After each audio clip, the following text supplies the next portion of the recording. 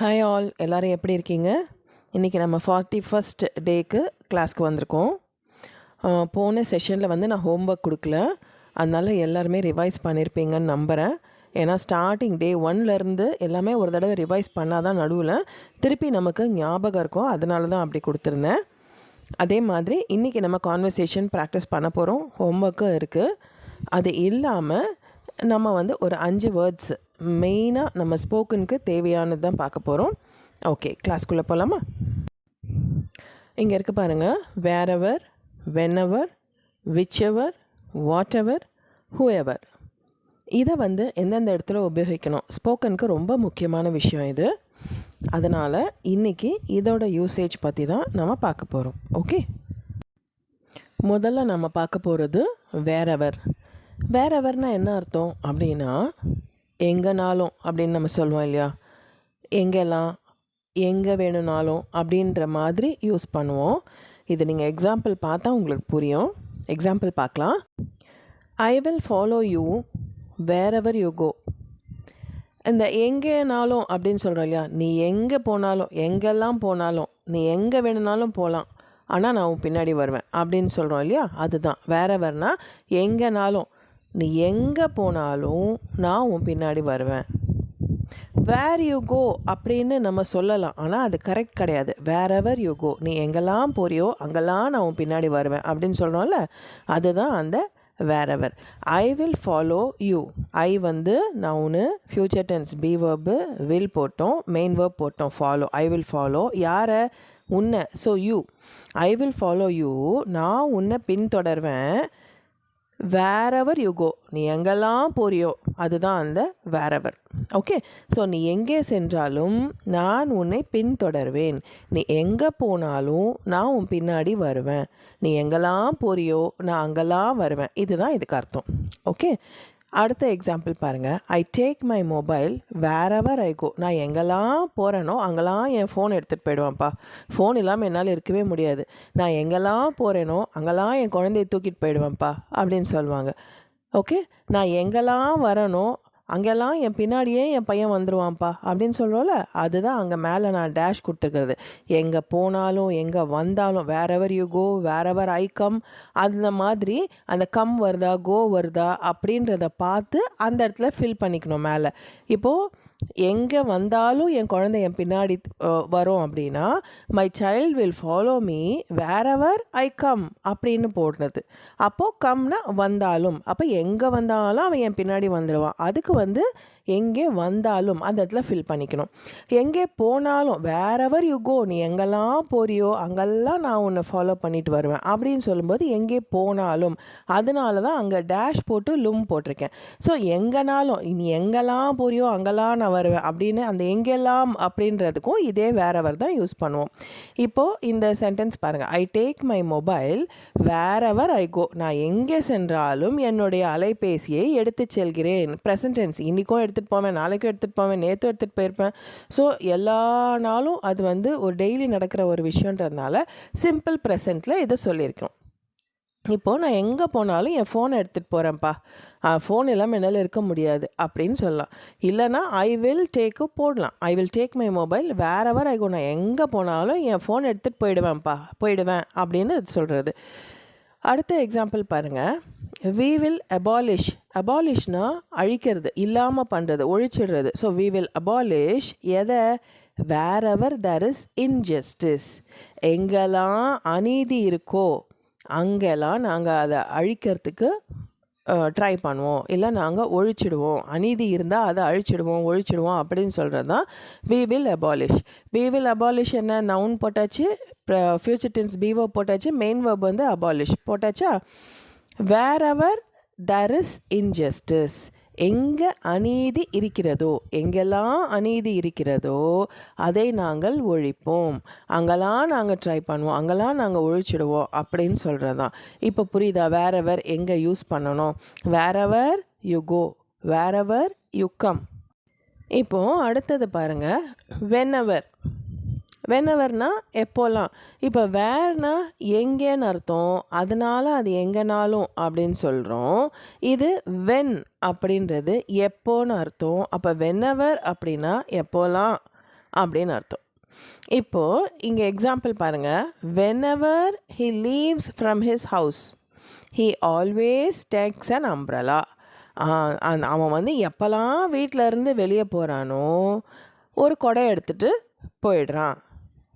Okay, அவன் எப்போதெல்லாம் வீட்டிலிருந்து வெளியே செல்கிறானோ ஒரு குடையை எடுத்து செல்கிறான். என்றைக்குமே நடக்கிற விஷயம், always.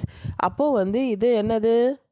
Present tense, simple present tense. அதனால் whenever he leaves from his house, இது வந்து நீங்களே தெரிஞ்சுக்கணும். இப்போ வென்எவர் வந்து எங்கே யூஸ் பண்ணணும்? ஃபஸ்ட்டில் சென்டென்ஸ் ஸ்டார்டிங்கில், இல்லைனா நடுவில், எப்படி வேணால் யூஸ் பண்ணிக்கலாம். இப்போ அங்கே எப்படி யூஸ் பண்ணோம்? வேறெவர் ஃபஸ்ட்லேயும் யூஸ் பண்ணோம், வேறெவர் சென்டென்ஸ்க்கு நடுவுலையும் யூஸ் பண்ணோம். அந்த மாதிரி வென்எவர் வந்து நடுவுலையும் யூஸ் பண்ணலாம், ஸ்டார்டிங்லேயும் யூஸ் பண்ணலாம். இப்போ பாருங்கள், இதே சென்டென்ஸை whenever he leaves from his house he always takes an umbrella அப்படி எழுதலாம்.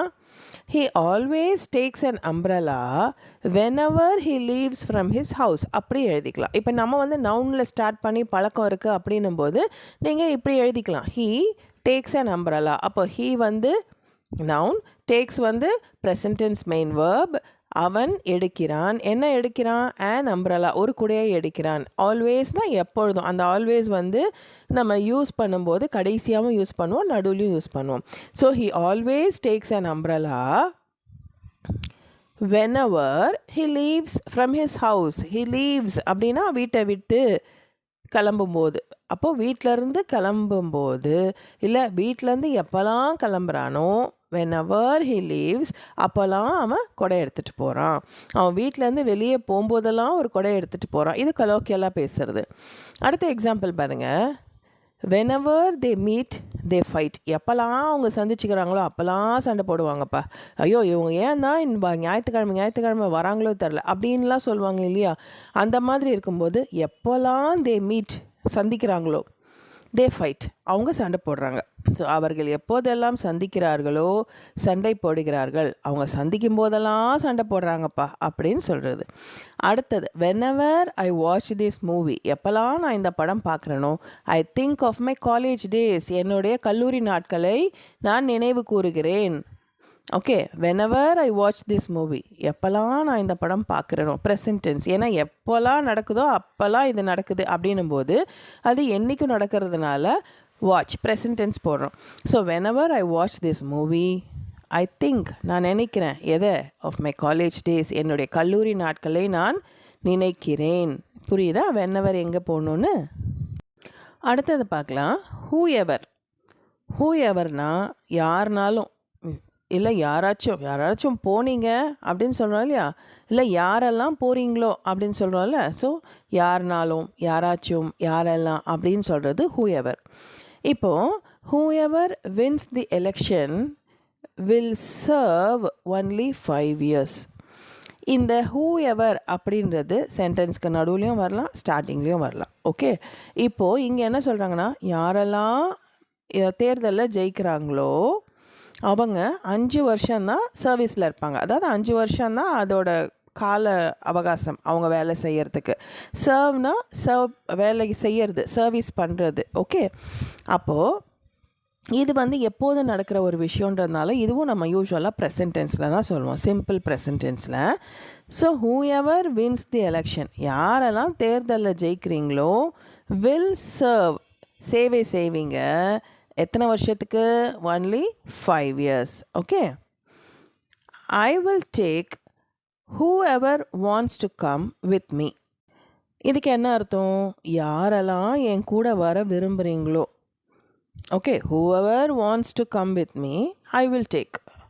ஓகே, அப்படியே சொல்லலாம். இல்லை I will take, நான் கூட்டிகிட்டு போவேன். whoever wants to come with me, யாரெல்லாம் என் கூட வர விரும்புகிறீங்களோ. ஓகே, அப்படி சொல்லும்போது whoever அப்படின்ற சொல் யூஸ் பண்ணணும்.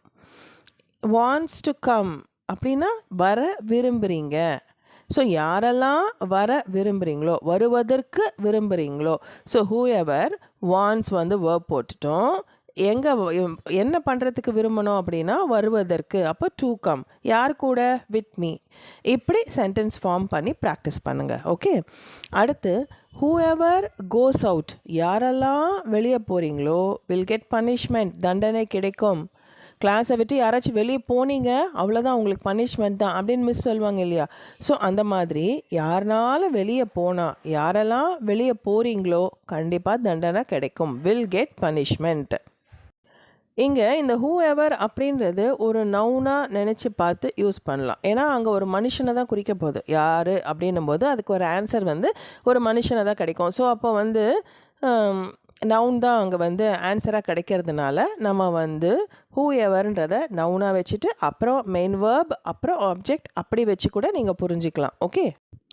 இப்போது அடுத்தது பாருங்கள், whichever. விச்சுனா எது, எந்த அப்படின்றது நம்ம ஏற்கனவே படிச்சிருக்கோம். அப்போ இங்கே வந்து எதுனாலும் 2 விஷயம் இருக்குது, இதில் எதுனாலும் நீ சூஸ் பண்ணிக்கோ அப்படின்னு சொல்கிறது தான் விச் எவர். ஓகே. இப்போது you buy whichever you like. நீங்கள் ஒரு கடைக்கு போகிறீங்க, ஏசி பார்க்குறீங்க, அதில் ஒரு 2-3 பிராண்ட் மட்டும் பார்த்து வைக்கிறீங்க, அதில் 2 ஃபைனலைஸ் பண்ணி எடுத்து வைக்கிறீங்க. அந்த 2ல் எது வேணும் அப்படின்னு சொல்லும்போது இந்த 2த்தில் எதுனாலும் நீ சூஸ் பண்ணிக்கோ, அது உன் இஷ்டம், நீ வாங்கிக்கோ அப்படின்னு சொல்லும்போது நம்ம விச் எவர் அப்படின்றது யூஸ் பண்ணுவோம். ஸோ இங்கே எக்ஸாம்பிள் பார்த்தா உங்களுக்கு புரியும். You buy whichever you like. நீ விரும்பும் எது வேண்டுமானாலும் வாங்கிக்கோ, எதுனாலும் நீ விரும்புகிறத வாங்கிக்கோ இதிலிருந்து அப்படின்னு சொல்கிறது தான். You buy noun main verb, whichever you like, எது உனக்கு விருப்பமோ.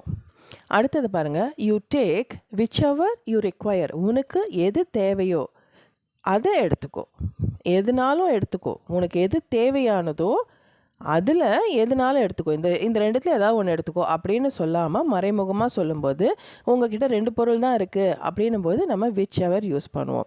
So you take whichever you require. உனக்கு தேவையானது எதுனாலும் எடுத்துக்கோ.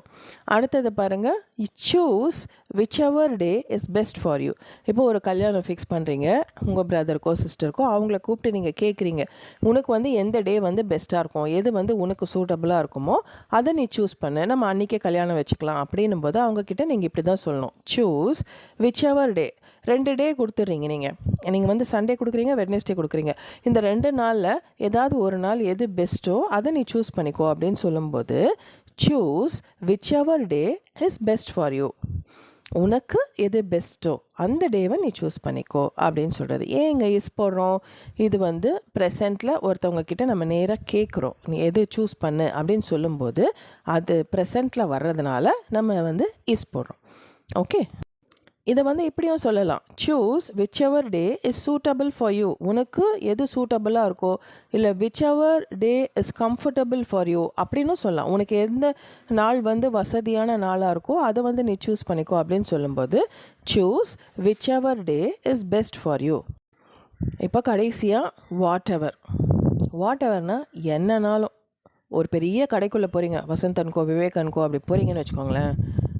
காசே கணக்கு பார்க்காம உனக்கு என்னன்னாலும் வாங்கிக்கோ, நீ எதை விரும்புகிறியோ வாங்கிக்கோ அப்படின்னு பல விஷயங்களை காட்டி அதில் ஏதாவது ஒன்று சூஸ் பண்ணுன்னு சொல்லும்போது whatever. So buy whatever you want. இப்போ சரவணா ஸ்டோர்ஸ் கூட்டு போயிட்டு நீ என்ன வேணால் வாங்கிக்கோ அப்படின்னு சொல்லணுன்னா நீங்கள் விச் எவர் சொல்லக்கூடாது. Buy whatever you want. நீ என்ன வேணும்னாலும் வாங்கிக்கோ. Okay. You buy whatever you want அப்படின்னும் சொல்லலாம். He believes whatever I say. நான் என்ன சொன்னாலும் அவன் நம்புவான், அவன் நான் சொன்னது என்னன்னாலும் நம்பிடுவான். அதுதான் ஹீ பிலீவ்ஸ். நவுன்னு ஒரு வேர்ப் போட்டாச்சு, அதுக்கப்புறமா வாட் எவர் ஐ சே, நான் என்ன சொல்கிறேனோ என்னெல்லாம் சொல்கிறேனோ அதெல்லாம் அவன் நம்பிடுறான். ஓகே. அடுத்தது பாருங்கள், whatever it is you should not have done this. என்னன்னாலும் என்ன இருந்தாலும் நீ இப்படி பண்ணியிருக்கக்கூடாது அப்படின்னு சொல்லும்போது யூ ஷுட் நாட் டூ அப்படின்னும்போது நீ செய்யக்கூடாது, நீ செய்து இருக்கக்கூடாது அப்படின்னும்போது you should not have done this. நம்ம இந்த டாபிக் வந்து இந்த வாரம் படிப்போம், அதனால் இந்த சென்டென்ஸ் ஃபார்மேஷன் மட்டும் இந்த லாஸ்ட் சென்டென்ஸ் அப்போ உங்களுக்கு புரியும். இப்போது எக்ஸாம்பிளுக்கு இதை பார்த்துக்கோங்க. என்னன்னாலும் நீ இப்படி செஞ்சுருக்கக்கூடாதுன்னு சொல்லும்போது so what ever it is you should not have done this அப்படின்னு சொல்லணும். ஓகே. இப்போது ஒரு விஷயம் நீங்கள் நோட்டீஸ் பண்ணிக்கணும். இந்த what ever, when ever, which எவர் இது வந்து கன்ஜங்ஷனாகவும் சில இடங்கள்ல இங்கே நம்ம வர்றதை பார்த்துருக்கோம். இப்போது இங்கே செகண்ட் சென்டென்ஸ் பாருங்கள். ஹீ பிலீவ்ஸ் அப்படின்னா அவன் நம்புகிறான். ஓகே, நடுவில் இருக்க சென்டென்ஸ் வேர்டை விட்டுருங்க. ஐ சே அப்படின்னா நான் சொல்கிறேன். இது ரெண்டுமே தனித்தனி சென்டென்ஸு. நம்ம கன்ஜங்ஷன்னா என்ன படிச்சிருக்கோம்? ரெண்டு சென்டென்ஸ்க்கு நடுவில் ஒரு சொல் வந்து ரெண்டு சென்டென்ஸையும் இணைச்சதுன்னா அது வந்து கன்ஜங்ஷன் சொல்லியிருக்கோம். ஸோ அந்த மாதிரியும் இது வரலாம். இப்போது ஹீ பிலீவ்ஸ் ஒரு நவுனு ஒரு வேர்ப், ஐ சே ஒரு நவுனு ஒரு வேர்ப். ஸோ அவன் நம்புகிறான். இந்த வாட் எவர் வரும்போது தான் நான் என்னெல்லாம் சொல்கிறேனோ say whatever I say he believes. இப்படி தான் சென்டென்ஸ் ஃபார்மேஷன் பண்ணணும். இங்கே மேலே பாருங்கள், பை வாட் எவர் யூ வாண்ட்டுக்கு நீங்கள் நவுன் போட்டிங்கன்னா யூ பை இந்த பக்கம் ஒரு சென்டென்ஸ், இந்த பக்கம் யூ வாண்ட் உனக்கு தேவையானது அப்படின்றது யூ வாண்ட், யூ பை நீ வாங்கு அப்படின்னு சொல்கிறது. So you buy whatever you want உனக்கு தேவையானது என்னெல்லாமோ தேவையோ அதெல்லாமே வாங்கு அப்படின்னு சொல்லும்போது நம்ம வந்து கன்ஜங்ஷனாகவும் இதை யூஸ் பண்ணிக்கலாம். ஓகே, இப்போது உங்களுக்கு புரிஞ்சிருக்கும்னு நினைக்கிறேன். இப்போ நம்ம இன்றைக்கி ஒரு சின்ன கான்வர்சேஷன் கற்றுக்கலாம். ஒரு ஹாஸ்பிட்டலில் 2 பேர் பேசுகிறாங்க. அந்த ரீட்டா ரிஹானான்ற ஃப்ரெண்ட்ஸே வச்சுக்கோங்க. இப்போ எப்படி கான்வர்சேஷன் ஃபார்ம் பண்ணுறதுன்னு பார்க்கலாம். ரீட்டா கேட்குறாங்க, ஹவ் ஆர் யூ அப்படின்னு கேட்குறாங்க. எப்படி இருக்கிற அப்படின்னு கேட்குறாங்க. இதுக்கு வந்து நான் தமிழில் வந்து டைப் பண்ண டைம் இல்லை, அதனால் நான் ஓரலாக சொல்கிறேன், கொஞ்சம் நோட் பண்ணி வச்சுக்கோங்க. Rihana, I am fine. இங்கே வந்து ரிஹானா ரீட்டா வந்து நேம் மட்டும் மாறி டைப் ஆகிருக்கு, அது மட்டும் மாற்றிக்கோங்க. ஐ எம் ஃபைன் சொல்லிவிட்டு ரிஹானா என்ன சொல்கிறாங்கன்னா, but my father is not well. நான் நல்லா இருக்கேன், ஆனால் என்னோடய அப்பா வந்து உடம்பு முடியாமல் இருக்காங்க அப்படின்னு சொல்கிறாங்க. இப்போது ஐ எம் ஃபைன் உங்கள் எல்லாருக்குமே தெரியும், நான் நன்றாக இருக்கிறேன். ஐ வந்து நவுனு, ஆம் வந்து இருக்கிறேன் அப்படின்றதுக்கு மெயின் வேர்ப் இல்லாதனால பி வேர்ப் இருக்கிறேன்றதுக்கு ஆம் போட்டோம். ஃபைன்னா நல்லா இருக்கேன். ஸோ ஐ எம் ஃபைன் அது சொல்லியாச்சு. அடுத்து பட் ஆனால் மை ஃபாதர் என்னுடைய அப்பா இஸ் நாட் வெல். இஸ் வெல்னா நல்லா இருக்கிறாங்க, ஹீ இஸ் வெல் அப்படின்னா நல்லா இருக்கிறாங்க. நாட் வெல் அப்படின்னா நல்லா இல்லை, உடம்பு சரியில்லை அப்படின்னு அர்த்தம். ஓகே, இப்போது ப்ரெசண்ட்டில் அவங்க உடம்பு முடியாமல் இருக்கிறதுனால இஸ் போட்டிருக்கோம். ஏன்னா இங்கே மெயின் வேர்ப் கிடையாது, ப்ரெசண்ட்டில் சொல்கிறதுனால இஸ் நாட் வெல் அப்படின்னு சொல்கிறோம். அடுத்து ரீட்டா, வை வாட்ஸ் ராங் அப்படின்னு கேட்குறாங்க. ஏன், வைனா ஏன், வாட்ஸ் ராங் என்ன தவறாயிடுச்சு, என்ன நடந்துச்சு, வாட் ஹேப்பன் அப்படின்னு கேட்குறதுக்கும் சொல்லலாம். வாட்ஸ் ராங் அப்படின்னா என்ன உடம்புல தவறாக இருக்குது அப்படின்றத இன்டைரக்டாக கேட்குறது. அந்த வாட் இஸ் ராங் என்ன தவறாக இருக்கிறது அப்படின்றது தான் ஷார்ட் ஃபார்மில் வாட்ஸ் ராங் அப்பாஸ்ட்ரஃபி எஸ் போட்டு கேட்குறாங்க. அடுத்து ரிஹானா என்ன பதில் சொல்கிறாங்க அப்படின்னா, ஹிஸ் லிவர் அவருடைய கல்லீரல். ஓகே, அவருடைய கல்லீரல் இஸ் நாட் ஃபங்க்ஷனிங் வேலை செய்யலை. இஸ் ஃபங்க்ஷனிங் அப்படின்னா வேலை செய்யுதுன்னு அர்த்தம். வேலை செய்யலை அப்படின்னும்போது not functioning, is not functioning properly அப்படின்னா சரியாக வேலை செய்யலை. இங்கே ஏன் வந்து ஒர்க்கிங் அப்படின்னு தான் சொல்லுவோம் வேலை செய்கிறதுக்கு, ஆனால் நம்மளுடைய உடல் உறுப்புகள் ஆர்கன்ஸை பற்றி சொல்லும்போது ஃபங்க்ஷன் பண்ணுது அப்படின்னு தான் சொல்லணும். ஹார்ட் ஃபங்க்ஷன் நல்லா இருக்கா, ஓகே, பேபியோட ஹார்ட் பீட் நல்லா இருக்கா, இவருடைய லிவர் ஃபங்க்ஷன் நல்லா இருக்கா, அப்படி தான் டாக்டர்ஸ் கேட்பாங்க. ஸோ ஒர்க்கிங்னு போடாமல் ஃபங்க்ஷனிங் அப்படின்னு போடணும். ஃபங்க்ஷன்னா விழான்னு ஒரு அர்த்தம், இது ஒரே சொல்லுக்கு இன்னொரு அர்த்தமும் இருக்குது, வேலை செய்கிறது அப்படின்னு. இதை நோட் பண்ணி வச்சுக்கோங்க. அதே மாதிரி கரெக்டாக வேலை செய்யலை அப்படின்னா liver is not functioning correctly அப்படின்னு சொல்கிறத விட ப்ராப்பராக அது வேலை செய்யலை. இந்த ஹார்ட் பீட் இவ்வளோ தான் இருக்கணும், இந்த பல்ஸ் ரேட் இவ்வளோ தான் இருக்கணும் அப்படின்ற ஒரு விஷயத்துலேருந்து மாறுபடுது. அப்படி வேலை செஞ்சால் அது சரியாக வேலை செய்யுது, ப்ராப்பராக வேலை செய்யுதுன்னு அர்த்தம். அப்படி ப்ராப்பராக வேலை செய்யலை அப்படின்னும்போது நாட் ஃபங்க்ஷனிங் ப்ராப்பர்லி அப்படின்னு சொல்லணும். ஏன் இங்கே எல்ஒய் போடுறோம்? இது வந்து ஒரு அட்வர்ப். ஏன்னா ஃபங்க்ஷன் அப்படின்றது வேலை செய்கிறத குறிக்குது. ஸோ அது வேர்பாக வருது. அந்த வேர்ப் எப்படி எப்படி வேலை செய்யுது, எப்படிப்பட்டது அப்படின்னு டிஸ்கிரைப் பண்ணி சொல்கிறதுனால ப்ராப்பராக வேலை செய்யுது இல்லை ப்ராப்பராக வேலை செய்யலை அப்படின்னு சொல்கிறதுனால அந்த ப்ராப்பர் பக்கத்தில் எல்ஒய் போட்டு ப்ராப்பர்லின்னு அட்வர்பாக நம்ம இங்கே சொல்கிறோம். அடுத்து which doctor did you consult? நீங்கள் எந்த டாக்டரை கன்சல்ட் பண்ணீங்க? இங்கே which டாக்டர்னா எந்த டாக்டர், did you consult அப்படின்னும் போது பார்த்தீங்க, டிட் யூ see அப்படின்னு சொல்கிறத விட டாக்டர்ஸை பற்றி எப்போ பேசினாலும் நம்ம கன்சல்ட் அப்படின்ற வார்த்தை தான் யூஸ் பண்ணணும். கன்சல்டேஷன் ஃபீஸ் எவ்வளோ அப்படி தான் கேட்குறோம். நம்ம அவங்கள போய் பார்த்து நம்ம வந்து விசாரிச்சுட்டு எல்லாமே செக் பண்ணிவிட்டு வர்றதுக்கு கன்சல்டேஷன் ஃபீஸ் எல்லோரும் 500 300 அப்படி வாங்குகிறோம். ஸோ அந்த கன்சல்டேஷன் ஃபீஸ் அப்படின்னு சொல்கிறது என்ன, இந்த கன்சல்ட் பண்ணி என்னன்னு நம்ம கேட்டுட்டு வர்றது தான். ஸோ டிட் யூ கன்சல்ட் நம்ம வந்து கொஸ்டின் ஃபார்மேஷனில் நம்ம படிச்சிருக்கோம். கொஸ்டின் வேர்டு ஃபஸ்ட்டு வந்துடும். Okay, which. ஆனால் இங்கே எந்த டாக்டர்ன்றதுனால அது கொஸ்டின் வேர்டு விச் டாக்டர் சேர்ந்து வந்துடும். அதுக்கப்புறம் பீவர்ப், பாஸ்டன்ஸாக இருந்தால் பீவர்ப், பாஸ்டன்ஸ் பீவர்ப் போடுவோம் டிட்டு. அதுக்கப்புறம் நவுனு, அதுக்கப்புறம் சப்ஜெக்ட் மெயின் வேர்பு. நீங்கள் WH கொஸ்டின் ஃபார்மேஷனில் பேஜை திருப்பி பாருங்கள், அப்போது இந்த ஃபார்முலா ஞாபகம் வரும். அப்போது நீங்கள் இது ஈஸியாக புரிஞ்சுப்பீங்க. அடுத்து ரிஹானா ஆன்சர் பண்ணுறாங்க, டாக்டர் கண்ணன் அவரை தான் நாங்கள் கன்சல்ட் பண்ணோன்னு சொல்கிறாங்க. அப்போது அவர் என்ன சொன்னாருன்றதையும் அவங்க அப்படியே சொல்லிடுறாங்க. He has advised to take some tests, சில டெஸ்ட்டுங்களை, சோதனைகளை அவர் எடுக்க அட்வைஸ் பண்ணியிருக்கார், அறிவுரை சொல்லியிருக்கார் அப்படின்னு சொல்கிறாங்க. ஏன் இங்கே வந்து ஹேஸ் அட்வைஸ்ட் அப்படின்னு போட்டிருக்கோம் அப்படின்னா, ஒரு விஷயம் ஆரம்பித்து இன்னும் முடியலை, அவங்க அப்பா உடம்பு முடியாமல் இருக்கார், இப்போயும் அவங்க அட்மிட் தான் பண்ணியிருக்காங்க, அதுக்கான டெஸ்ட்டு தான் எடுக்க சொல்லியிருக்காங்க. ஸோ இன்னும் முடியாமல் இருக்கிறதுனால, ஒரு விஷயம் தொடங்கி இன்னும் முடியாமல் இருந்தால் நம்ம வந்து ப்ரெசன்ட் பர்ஃபெக்ட் டென்ஸ் போடுவோம். ப்ரெசன்ட் பர்ஃபெக்டில் பீவர்ப்ஸ் என்னென்ன வரும், ஹேவ் ஆர் ஹேஸ் வரும். அது சிங்குலருக்கு ஐக்கு மட்டும் ஹேவ் வரும், யூக்கு சிங்குலருக்கும் ப்ளூரலுக்கும் ஹேவ் வரும். ஹீ, ஷீ, இட் இது மூணுத்துக்கும் நமக்கு என்ன வரணும், ஹேஸ் வரணும். நம்ம படிச்சிருக்கோம். பர்ஃபெக்ட் டென்ஸ் பற்றி தெரியாத அவங்க புதுசாக இதை பார்க்குறீங்க அப்படின்னா நம்ம வந்து பர்ஃபெக்ட் டென்ஸ் வீடியோ தனியாக போட்டிருக்கோம், அதையும் பார்த்து ஃபுல்லாக தெரிஞ்சுக்கோங்க. இப்போது ஹீ ஹேஸ் அட்வைஸ்டு, அட்வைஸ்டு ஏன் போடுறோம், ஹேவ் ஆர் ஹேஸ் பக்கத்தில் வேர்ப் 3 ஃபார்ம் தான் வரும். நம்ம படிச்சிருக்கோம் இல்லையா, பாஸ்ட் பார்ட்டிசிபிள் தான் வரும்.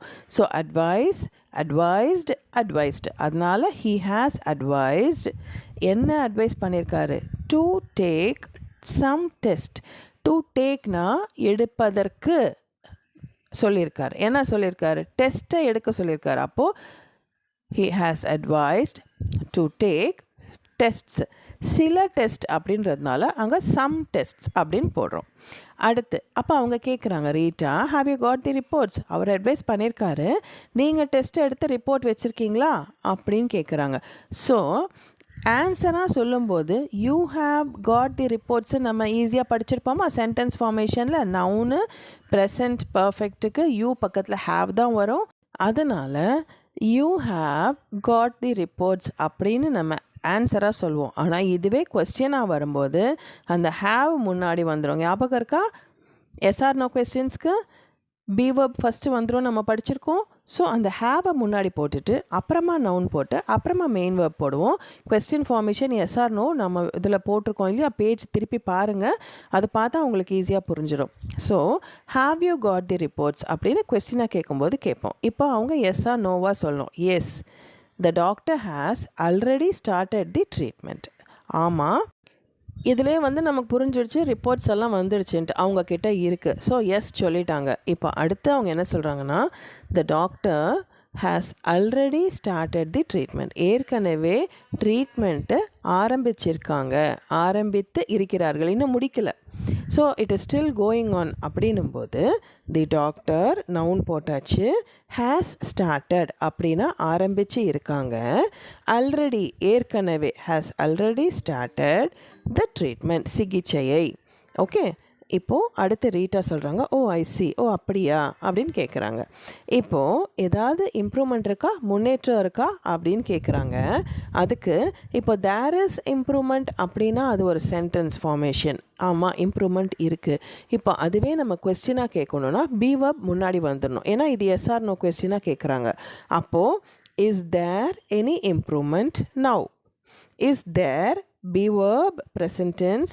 Okay, is there any improvement now, இப்போ ஏதாவது முன்னேற்றம் இருக்கா. Is there any clarification, is there any doubt அப்படி கேட்கும்போது எல்லாமே நம்ம இஸ் தேர் முன்னாடி போட்டு கேட்கணும். ஏதாவது டவுட் இருக்கா அப்படின்னும் போது is there any doubt, is there any clarification required, உங்களுக்கு ஏதாவது கிளாரிஃபிகேஷன் தேவைப்படுதா, இந்த மாதிரி இருக்கும்போதெல்லாம் நம்ம வந்து இஸ் தேர் போடணும். அப்போ தான் உங்களுக்கு ஆன்சர் வந்து தேர் இஸ் அப்படின்றதுல வரும். ஓகே, அடுத்து ரிஹானா கேட்குறாங்க, yes but the progress is slow. இருக்குது, ஆனால் ப்ரோக்ரஸ் வந்து கொஞ்சம் ஸ்லோவாக இருக்குது. இம்ப்ரூவ்மெண்ட் கொஞ்சம் ஸ்லோவாக இருக்குது, இல்லைன்னு சொல்ல முடியாது, ஆனால் கொஞ்சம் இருக்குது, ஆனால் ஸ்லோவாக இருக்குது அப்படின்னு சொல்லும்போது எஸ் பட், ஆனால் தி ப்ரோக்ரஸ், இந்த மாதிரி உடம்பு முடியாதவங்க கொஞ்சம் இம்ப்ரூவ் ஆகுறாங்க அப்படின்னும் போது நம்ம ப்ரோக்ரஸ் அப்படின்னு சொல்கிறது ரொம்ப கரெக்டாக இருக்கும். Okay, but the progress is slow, மெதுவாக தான் இருக்குது. அடுத்து Rita, have you informed this to the doctor. இப்போது யூ ஹாவ் இன்ஃபார்ம்டு அப்படின்றது ஆன்சராக வரும்போது எஸ்ஆர் நோ கொஸ்டினில் பி வெர்ப் தான் முதல்ல வரணும். அப்போ யூ ஹாவ் வந்து ஹாவ் யூவாக மாறிடும். ஹாவ் யூ இன்ஃபார்ம்டு எதை, திஸ், இந்த மாதிரி ப்ரோக்ரஸ் ஸ்லோவாக இருக்குது அப்படின்ற விஷயத்த டாக்டர்கிட்ட சொன்னீங்களா, டாக்டருக்கு சொன்னீங்களா அப்படின்னும் போது have you informed this to the doctor, டாக்டருக்கு சொன்னீங்களா, ஓகே இன்ஃபார்ம் பண்ணிட்டீங்களா, தெரியப்படுத்திட்டீங்களா அப்படின்னு கேட்குறாங்க. அப்போது Rihana yes I told him.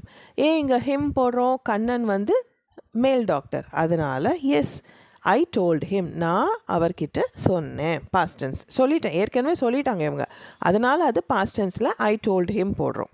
Okay, இப்போது but he says that it will take some more time.